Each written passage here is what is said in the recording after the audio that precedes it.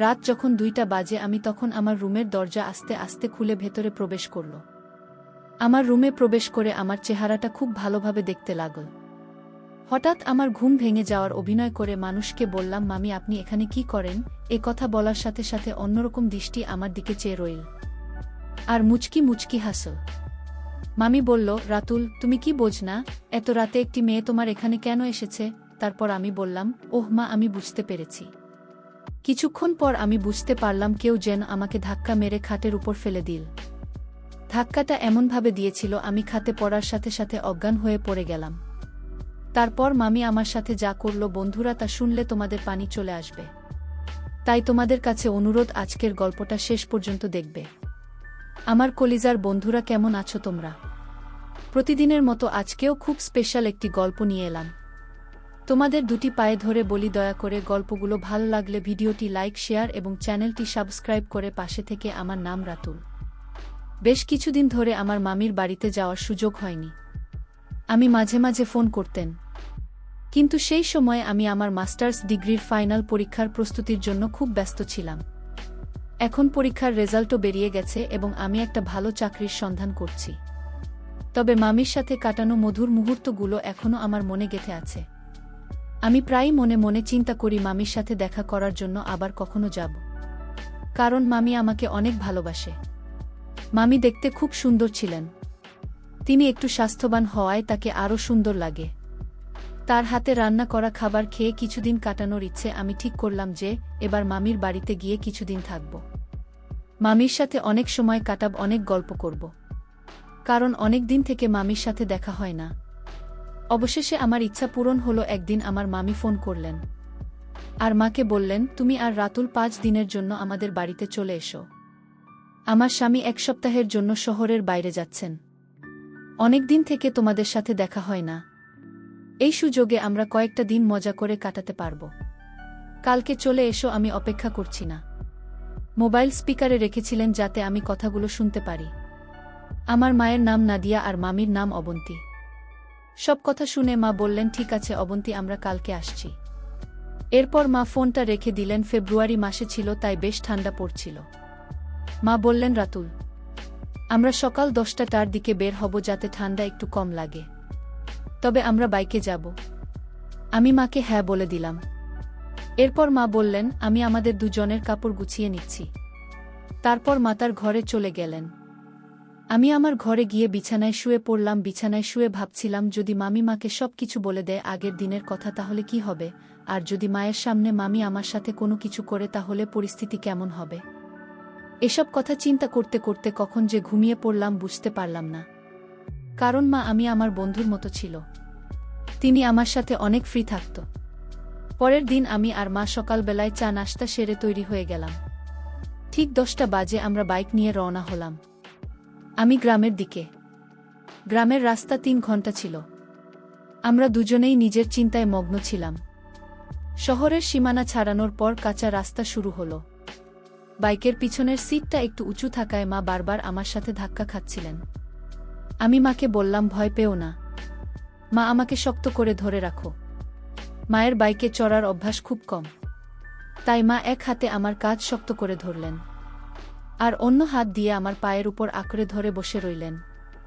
বাকিটা কাঁচা রাস্তা একটু কাঁপছিল, তাই মা পেছন থেকে আমাকে আঁকড়ে ধরেছিলেন। রাস্তায় প্রচুর গর্ত ছিল, তাই আমি বাইকটা আস্তে চালাচ্ছিলাম। হঠাৎ একবার আমি একটি গর্ত এড়িয়ে চলার চেষ্টা করছিলাম। তখন বাইকের চাকা আর একটি গর্তে পড়ে গেল।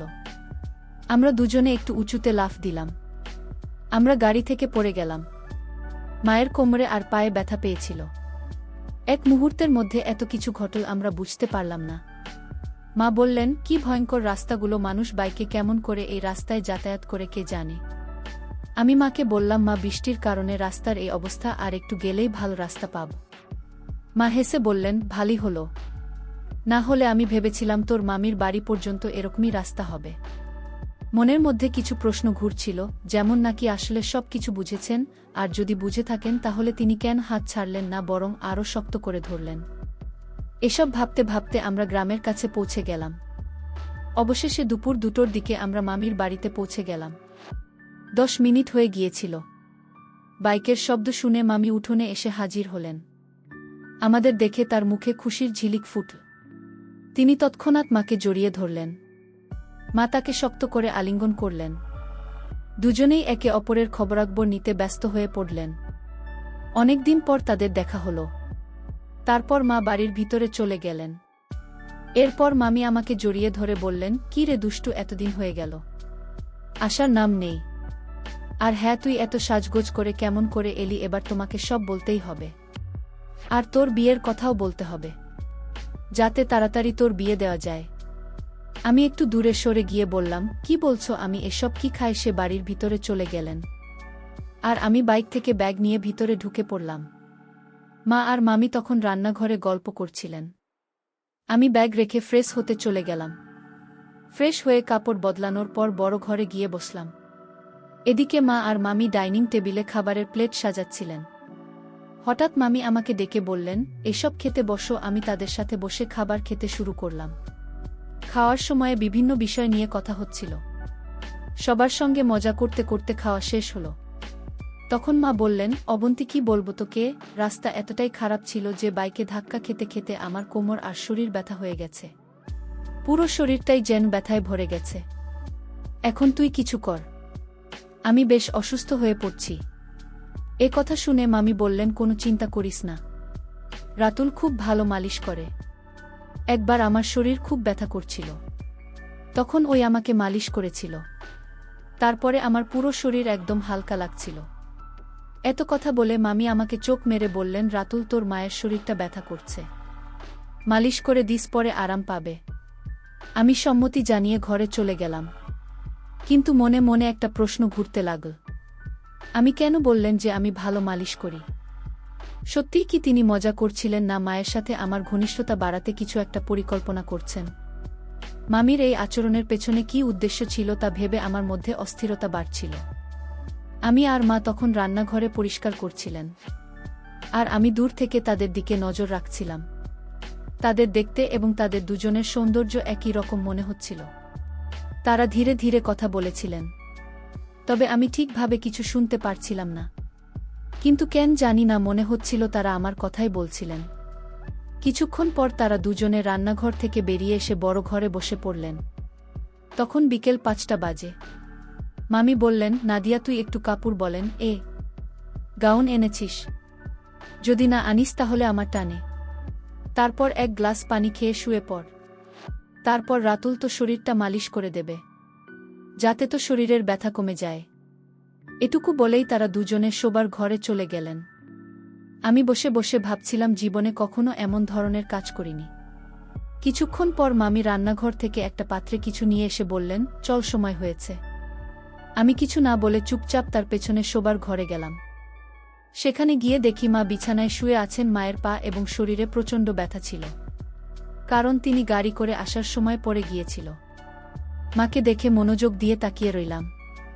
হঠাৎ খেয়াল করলাম আমি আমার পাশে দাঁড়িয়েছেন মা। আমি হেসে বললেন, কি দেখছিস রাতুল? আগে কখনো কি তোর মাকে দেখিসনি? তোর মাকে একটু তেল দিয়ে মালিশ করুন, তার অনেক কষ্ট হচ্ছে। মায়ের ব্যথা কমানোর জন্য আমি বিছানার পাশে বসে একটু চিন্তায় পড়ে গেলাম। তখন আমি ছোট্ট একটা পাত্রে তেল এনে আমার হাতে দিলেন এবং বললেন, শুরু কর, পা থেকে শুরু করো। আমি আস্তে আস্তে মায়ের পায়ে তেল লাগাতে শুরু করলাম। আমি পাশে বসে মনোযোগ দিয়ে আমার কাজ দেখছিলেন। যদি আমি প্রথমে একটু সংকোচ বোধ করছিলাম, তবুও ধীরে ধীরে কাজটা চালিয়ে গেলাম, কারণ মাকে সুস্থ করতে হবে। আমার মনের ভেতর শুধু একটাই চিন্তা ছিল, মাকে সুস্থ করতে হবে। মা মুখটা একটু ঘুরিয়ে নিলেন। এরপর মামি একটু দূরে শুয়ে মাকে জিজ্ঞেস করলেন, কেমন লাগছে নাদিয়া? মা বললেন, এখন কিছুটা ভালো লাগছে অবন্তী। তুই থাকলে আজ একটু ভিন্ন কিছু করলাম। তুই অনেক কিছু জানিস। আমি তখন মায়ের মাথায় হালকা চাপ দিয়ে বললেন, এত বাচ্চার সব কথা বলছিস কেন? রাতুল তো পাশে রয়েছে, সে কি মনে করবে? মা একটু লজ্জা পেয়ে হাসলেন এবং বললেন, আরে অবন্তী, আর কথা বাড়াস না, না হলে পুরো ব্যাপারটা নাটকের মতো হয়ে যাবে।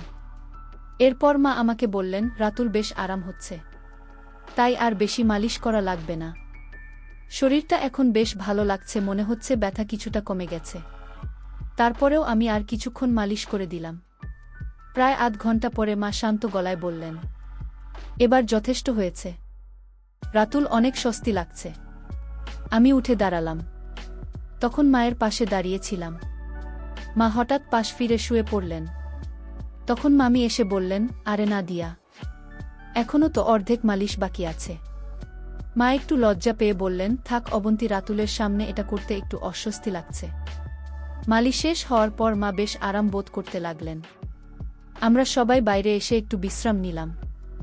এরপর মামি আমাকে ডেকে বললেন, রাতুল, অনেক দিন হয়ে গেল, চল ভেতরে যাই। আমি রাজি হয়ে ভেতরে গেলাম, যেখানে আমরা সবাই মিলে খেতে বসলাম। খাওয়ার সময় মামি আমাকে জিজ্ঞেস করলেন, তাহলে রাতুল, মায়ের মালিশ করে কেমন লাগল? আমি হেসে বললাম, প্রথমে একটু অস্বস্তি হচ্ছিল, কিন্তু তোমার কথায় সাহস করে করলাম। আমি হেসে বললেন, দেখেছ মা এখন অনেকটা ভালো আছে। আমি বললাম, হ্যাঁ, এটা তোমার কারণেই সম্ভব হয়েছে। মামি হেসে বললেন, তাহলে পরের বারও আরও ভালোভাবে মালিশ করে দিস, যাতে তার ব্যথা দ্রুত সেরে যায়। পারবি তো? আমি মৃদু হেসে বললাম, ঠিক আছে, আমিও চাই যে মা দ্রুত সুস্থ হয়ে উঠুন। আমি তখন শান্ত স্বরে বললেন, চিন্তা করিস না। আমার চোখ হঠাৎ আলমারির আয়নার দিকে চলে গেল, দেখি মা দরজার কাছে দাঁড়িয়ে আছেন। তবে মামি সেটা খেয়াল করেননি। আমি ভান করলাম যে কিছুই দেখিনি। আবার আয়নার দিকে তাকাতেই দেখি মা আমাদের দিকে তাকিয়ে আছেন। কিছুক্ষণ পর আবার তাকালাম। মা তখন সেখানেই। মামি আমাকে জিজ্ঞেস করলেন, কি হলো রাতুল? আমি বললাম, মা কিছুক্ষণ আগে এখানে এসে দাঁড়িয়েছিলেন। এটা শুনে আমি হেসে বললেন, দারুণ, তাহলে সব ঠিকঠাক চলছে। এখন নাদিয়া নিচে আসবে। এরপর আমরা দুজনে উঠে নিজেকে ফ্রেশ করে নিলাম। তখন বিকেল 5টা। আমি দুজনেই প্রস্তুত হচ্ছি। আমি বললাম, মামি, আমি একটু বাইরে ঘুরে আসি।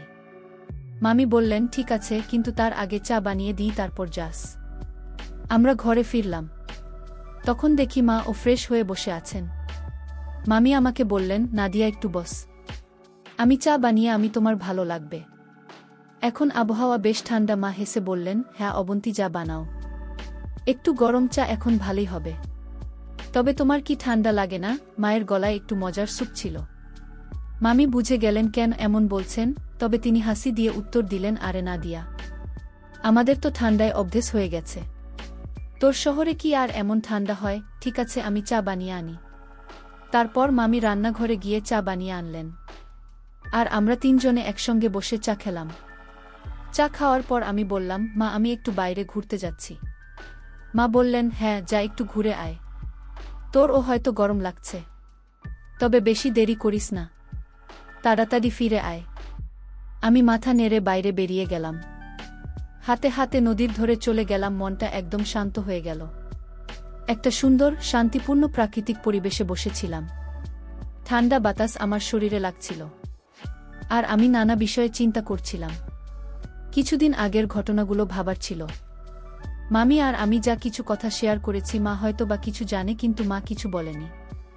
সবকিছু জেনে স্বাভাবিকভাবেই চলছিল। মাথায় একের পর এক প্রশ্ন ঘুরছিল, মা কি সত্যিই কিছু টের পেয়েছে, নাকি সব কিছু ঠিক আছে? এই সব চিন্তা নিয়ে কিছুক্ষণ বসে থাকার পর আমি উঠে দাঁড়ালাম। তখন বাইরে অন্ধকার ঘনিয়ে আসছিল। ঠান্ডা বাতাস আরও বাড়ছিল। ধীরে ধীরে বাড়ির পথে রওনা হলাম। বাড়ি পৌঁছাতে রাত হয়ে গেল। ভেতরে ঢুকে দেখি মা আমি রান্নাঘরে রাতের খাবার তৈরি করছেন। আমাকে দেখে মা মিষ্টি গলায় বললেন, আমি রাতুল, আগে গরম পানিতে হাত মুখ ধুয়ে নে, তারপর খেতে বসেছি। প্রায় রাত 9টা নাগাদ আমরা সবাই একসঙ্গে খেতে বসলাম। খেতে খেতে আমি বললাম, আমি এখানে ঠান্ডাটা অনেক বেশি, আমাদের ওখানে এমন ঠান্ডা হয় না।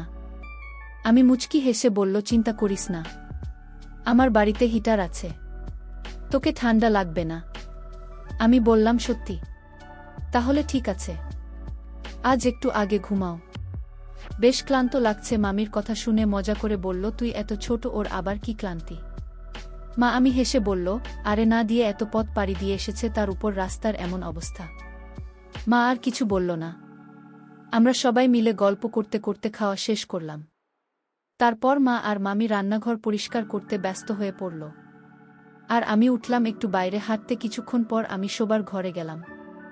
ঘরটি আগে থেকেই গোছানো ছিল। বিছানায় একটি বড় কম্বল পাতা ছিল, যা দুজনের জন্য যথেষ্ট। আমি কাপড় পরিবর্তন করে কম্বলের নিচে ঢুকে শুয়ে পড়লাম এবং দেওয়ালের দিকে মুখ করে চোখ বন্ধ করলাম। জানতাম অন্য রান্নার কাজ শেষ করে আসবে। তবে তখনও অনেক চিন্তা মাথায় ঘুরছিল। আমি বিছানায় শুয়েছিলাম, মনে হচ্ছিল যে তারা এলে গল্প হবে। যদিও চোখ বন্ধ করে শুয়েছিলাম, ঘুম আসছিল না। তাদের আসার জন্য অপেক্ষা করতে লাগলাম। প্রায় 1 ঘন্টা পরে কথা বলতে বলতে তার ঘরে ঢুকল। মামি আমাকে বলল, তুই কি মাঝখানে ঘুমাবি? মা হেসে উত্তর দিল, না, তুই ঘুমোস না। মাঝখানে এই কথোপকথন চলতে থাকল। আর আমি চুপচাপ শুয়ে রইলাম। আমি ঘামানোর ভান করছিলাম ওদের কথোপকথন শুনতে শুনতে। কিছুক্ষণ পর ঘরটা একদম শান্ত হয়ে গেল। আমি আস্তে করে কম্বল সরিয়ে দেখলাম ঘরের আলো নিভিয়ে দেওয়া হয়েছে। মনে একটু স্বস্তি পেলাম, কারণ সবাই ঘুমিয়ে পড়েছে মনে হলো।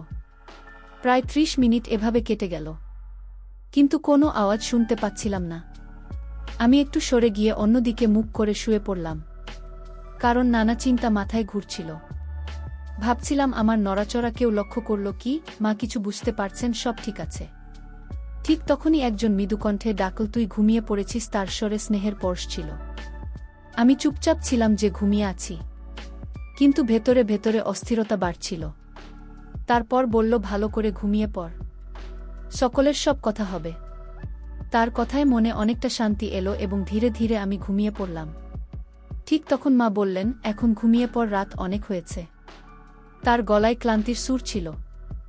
সবাই নিজের জায়গায় ফিরে গিয়ে শুয়ে পড়ল। মায়ের কণ্ঠে এমন কিছু ছিল যা আমাকে মানসিকভাবে শান্ত করেছিল। কিছুক্ষণ শুয়ে থেকে অবশেষে ঘুমিয়ে পড়লাম। সকালে ঘুম ভেঙে দেখি মা আগে উঠেছেন। তিনি রান্নাঘরে চা তৈরি করছিলেন, আর পাশে অন্য জন বসেছিলেন। ঘরের পরিবেশটা একটু অন্যরকম লাগছিল। মা আমাকে দেখে মৃদু হেসে বললেন, চা খাবে? আমি মাথা নেড়ে সম্মতি জানালাম। তার হাসিতে ছিল অভিজ্ঞতা ও মমতা, যে তিনি পুরো পরিস্থিতি বুঝে শান্তভাবে সবকিছু সামলাচ্ছেন। আমরা বেশ কয়েকদিন মামির বাড়িতে থাকলাম। মামির সাথে আমি আর মা অনেক হাসি ঠাট্টার মধ্যে দিন কাটিয়েছিলাম। অনেক জায়গায় ঘুরতে গিয়েছিলাম। কিছুক্ষণ পরে মা মামির দিকে তাকিয়ে বললেন, আচ্ছা অবন্তী, আমাদের এখন চলে যাওয়া উচিত, অনেক কাজ বাকি আছে বাড়িতে। মা আর আমি যখন মামির বাড়ি থেকে বের হচ্ছিলাম, আমি হেসে বললেন, ঠিক আছে, তোমরা যাও। আমার স্বামীও আসার সময় হয়েছে। বিদায় মুহূর্তে পুরো পরিবেশটা হালকা হয়ে গেল। আমি অনুভব করলাম না, কিছু না বললেও সবকিছু সুন্দরভাবে সামলে নিয়েছেন।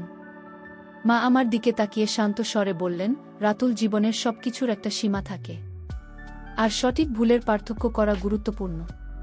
তার কথাগুলো আমার মনে গভীরভাবে ছাপ ফেলে। সেই মুহূর্তে আমি সিদ্ধান্ত নিলাম, জীবনের প্রতি আমার দৃষ্টিভঙ্গি পরিবর্তন করব এবং নতুনভাবে জীবন শুরু করব। মায়ের ধৈর্যশীল ও শান্ত আচরণ আমাকে এমন এক শিক্ষা দিল যা অন্যভাবে উপলব্ধি করা সম্ভব ছিল না। মামির বাড়ি থেকে বিদায় নিয়ে আমি মনে মনে প্রতিজ্ঞা করলাম যে আমার চিন্তা ভাবনা ও কাজকে সঠিক পথে পরিচালিত করবে। মায়ের স্নেহ, তার মনের গভীরতা এবং তার বলিষ্ঠ চিন্তাশক্তি আমাকে জীবনের নতুন দিশা দেখিয়েছে। আমি এখন ভবিষ্যতের দিকে আরও আত্মবিশ্বাস ও আশার সঙ্গে এগিয়ে যেতে প্রস্তুত। তার কিছুদিন পর আমার একটি ভালো চাকরি হয়। এখন আমি সব চিন্তা বাদ দিয়ে মন দিয়ে চাকরি করতে থাকি, আর আমার পরিবারের সব দায়িত্ব নেই। এখন আমার মা অনেক খুশি। আমার উপর বন্ধুরা, আজকে এ পর্যন্তই, আবারও আসব তোমাদের মাঝে নতুন কোনো ভিডিও নিয়ে। ভিডিওটি যদি তোমাদের ভালো লাগে তাহলে একটি লাইক দাও। প্রতিদিন আমি তোমাদের জন্য একটি করে নতুন গল্প দিব, তাই তোমাদের কাছে আমার অনুরোধ, আমার এই চ্যানেলটি সাবস্ক্রাইব করো। ধন্যবাদ তোমাদের।